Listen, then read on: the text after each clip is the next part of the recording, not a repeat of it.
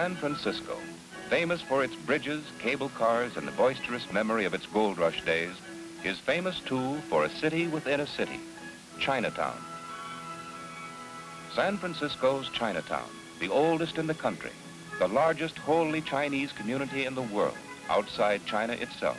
As you walk along its streets, you cannot help but think of the dark secrets of opium dens, underground passages, and Tong wars. Those days are gone, of course. So what is this new Chinatown really like? Is it as strange and colorful as it seems? Or is it all just a show put on for tourists? No, it's not just a show for tourists. 25,000 Chinese live and work here in an area of about 25 city blocks. Very few of them have anything to do with tourists. Most of them were born here, second, third, even fourth generation Americans. The older folks preserved the ancient customs and passed them on, so that the old traditions are now more faithfully observed in San Francisco's Chinatown than in such cities as Canton and Shanghai. They are proud of their double heritage as Americans and their heritage as Chinese. Chinese culture is one of the oldest and richest in the world. One need only look at the store windows to see the fabulous displays. Or better still, go into the store itself. Here in the House of Ming, you'll find many strange and delightful things. Everything from a 4-bit fan to the real treasures of China.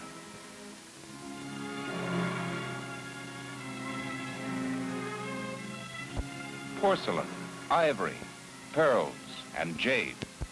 Jade is a sacred as well as a precious stone in China, and the art of carving it is performed with a reverent hand. Kinds of jade, lilac jade, cat jade, dating before America, valued at more than $12,000.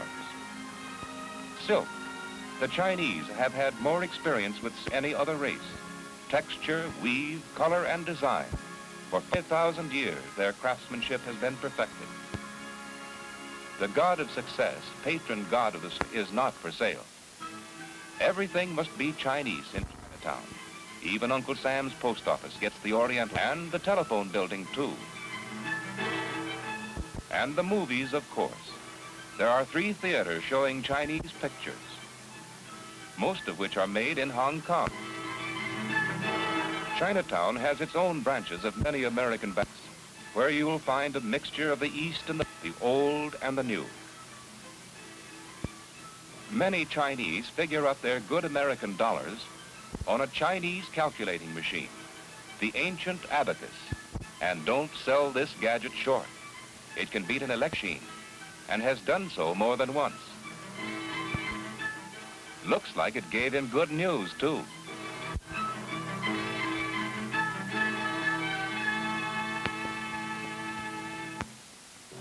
And here's the news for everyone. 4 daily papers take good care of even the non-paying customers. That's not easy either. All type must be hand. No linotype machine can handle the 20,000 different ideographs these men must choose from. In trying to read Chinese backward, mightn't make sense at that, backward or forward. Anyway, the headline characters is hand-carved from a block of camphor wood, hand-carved in China. Most of the news is the same as in our own papers, even though the characters are Chinese.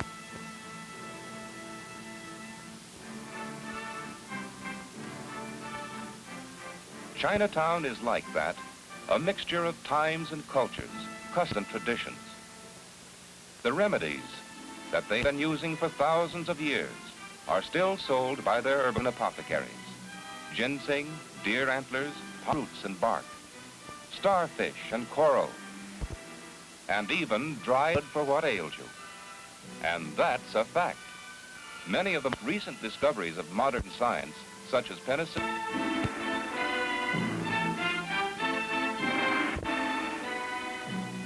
such remedies, of course, are in an unrefined state and boil down to a strong, bitter brew.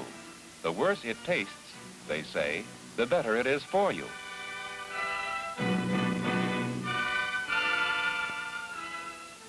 But the apothecary knows his customer is only human. So he slips in a sweet wafer as a present to take the bitter taste away. After all, he wants the customer to come back.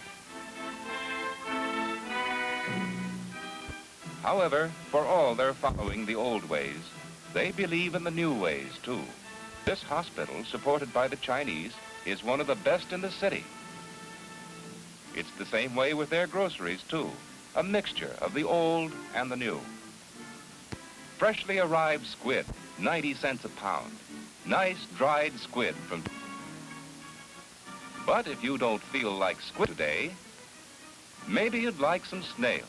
Snails with garlic sauce. That's a real treat, the Chinese say. For breakfast and lunch, most of the people of Chinatown eat the same food as other Americans. But dinner, the really important meal, they like the traditional Chinese cuisine. Just bong sung sai ho si, the lady says, which means a pound of dried oysters, please.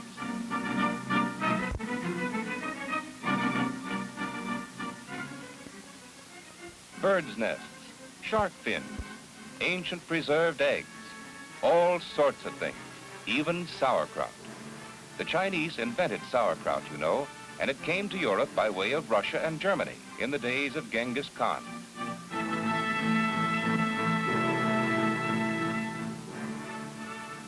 No, that's not a new kind of roofing tile or shingle. That's pressed, sun-dried duck, a treat tonight. And don't think they're not.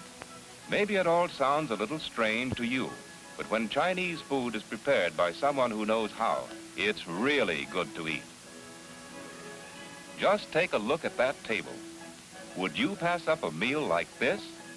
Move over, son, and pass the biscuits, please. Chinese food not only tastes good, it's good for you, too. Peking duck, fluffy rolls, fried prawns, barbecued squab, 12 different dishes to a meal like this, and all of them selected for a balanced diet. Have some more, son. And don't forget your spinach. And of course, the ever-present tea. No Chinese meal would be complete without those standbys. Under the American flag, the children spend their days in public schools that are a part of the regular state school system, the same as other American kids, because they are American kids, the same as any others anywhere. But in the evening, when most children are free to play, these go to another school where they learn the ancient culture of their Chinese heritage. For instance, the meaning of the word qi, which their teacher writes upon the blackboard. Guess most of them know the answer. All right, Amui, you tell us. Qi means modesty. Uh-oh. 4 words sum up the social teachings of Confucius. Lai yi lim qi, courtesy, benevolence, moderation, modesty. The ancient philosophy and the elaborate, complicated characters in which it is written are learned with equal diligence by the children. Even the brush is still held in the traditional way of their forefathers.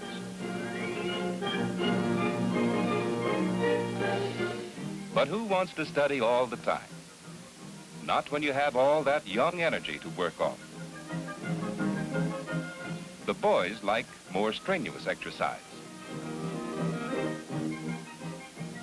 Or do they? Now, do you call that ladylike? I guess she does. Well, kids will be kids, and it's all in fun. With fun for the grown-ups, too. Fun for everyone when Chinatown takes to the woods and fields for the annual picnic of the Chinese American Citizens Alliance.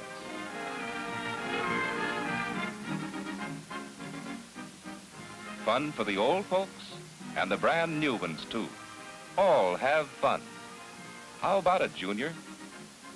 You bet we do. And now the crowd gathers for the main event. Sure, a beauty contest to choose Miss Chinatown. Well, now, let's see. Ah, shucks, let's choose them all. Looks like the crowd's having the same trouble we are, and that's not hard to understand. How about this girl, for instance? Just about right, we'd say. But hold everything. This takes a little consideration. Lady, it's no fair smiling like that. Oh, I give up. Hi there. And here's the winner, Miss Chinatown. Some people have all the luck. Oh, well, it's all in fun. Of course, sometimes having fun can be a serious and determined business. If you walk through Chinatown at night, you'll hear a mysterious clicking sound that seems to come from almost everywhere. The cause of it? It's the busy clicking of the mahjong tiles in countless homes. A craze for mahjong swept our whole country in the 1920s. The Chinese have played this fascinating game for centuries and will probably play it for a long time to come.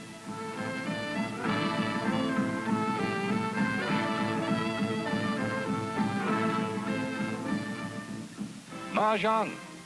The lady wins, and she couldn't be more pleased. The Chinese have always been a religious and moral people. Most of the churchgoers in Chinatown are Christian. Almost all of the major denominations are represented, each with its own church, supported by its own Chinese congregation. Some, however, enter other temples. They are free, if they choose, to worship as their ancestors did before them. After striking the drum in this Buddhist temple, a young lady lights the incense.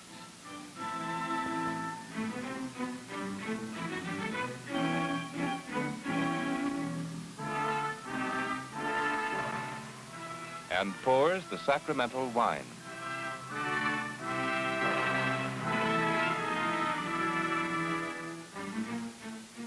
She is praying to Guanyin, the goddess of mercy. Each action is repeated 3 times. This represents the trinity of the past, the present, and the future. A libation is poured as an offering to the goddess. Buddhism is a gentle religion and teaches release from the struggles of the world.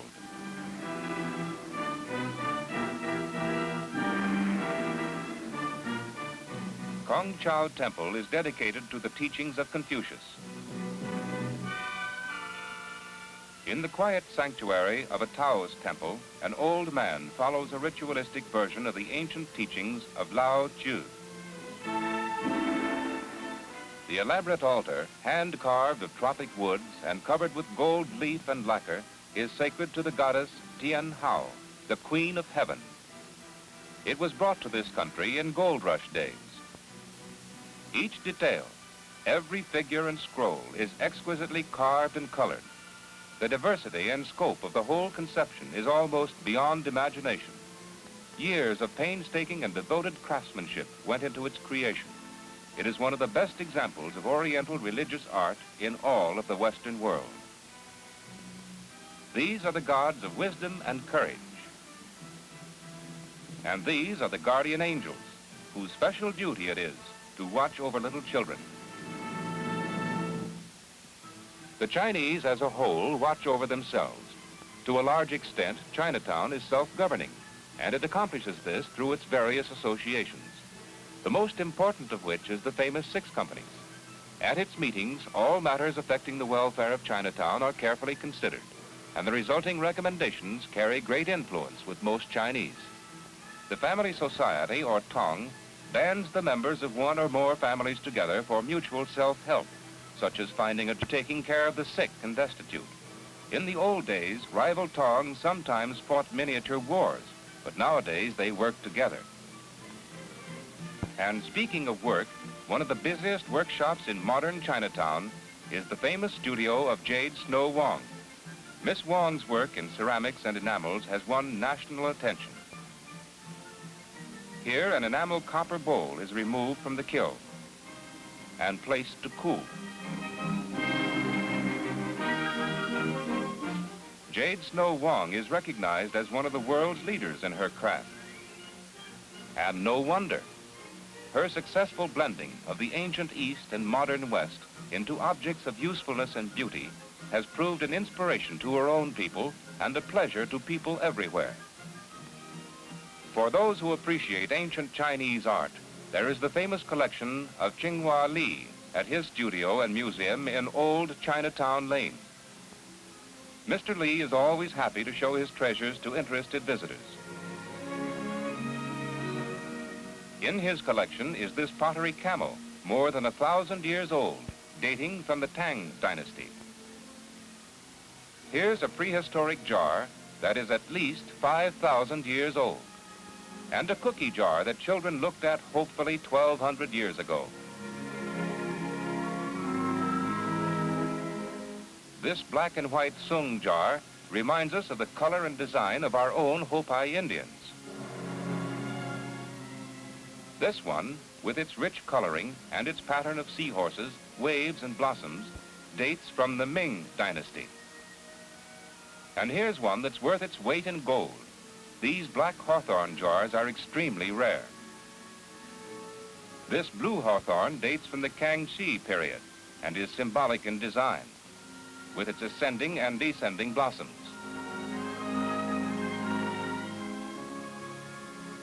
Chinese art is very human and ranges from the playful to the sublime. The contribution of China to the history of man's progress is not surpassed by that of any other nation. Toward the end of January or the beginning of February each year, when the buds are beginning to blossom in California, everyone in Chinatown gets ready for the 7-day celebration of the Chinese New Year. This is the time to pay old debts, to cast out worry, and to start anew, just like these blossoms, which symbolize the opening of the new year. Chinese New Year is the most important holiday in the whole calendar for Chinatown. Like our Christmas, it is a time to decorate the home, a time for good feeling, for presents and feasting. Naturally, it's a great favorite with the children. Can't say I blame them.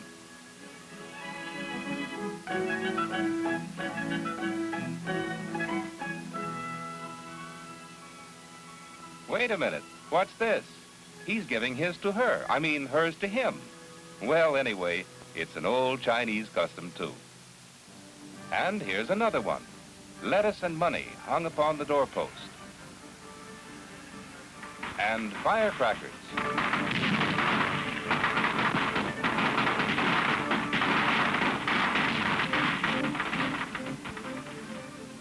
The Buddha lion stalks the streets, and he is hungry. The lion must be fed, and what an appetite he has. Lettuce, oranges, and money. Most of all, he wants money. Lots of money to feed the lion. But it's all for a worthy cause.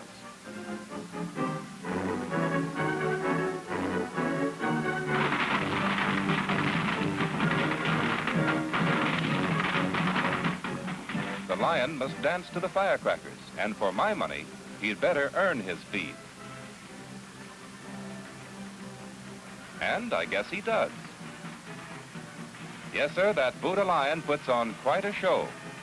So it takes a lot of money to feed him, and all of the money given to feed the lion is turned over to the Chinese hospital. Enough is collected each year to keep the hospital going. Just another good old Chinese custom.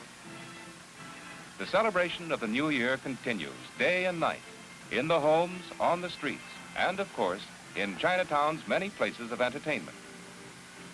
Led by its war veterans, the climax of the celebration is a big parade.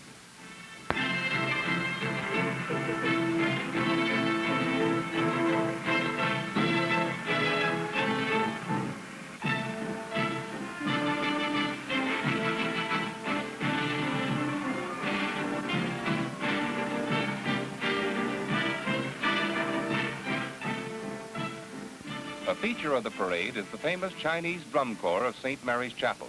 This all-girl drum corps has appeared in many cities across the country, drum majorettes in Chinese gowns, Chinese girls with Chinese lanterns. What more could you ask? But there is more. The grand climax of all, the dance of the Golden Dragon. Chinatown is ready now for the new year. One more year in a heritage that goes back beyond the dawn of history, of traditions that are better preserved here than in many parts of China itself.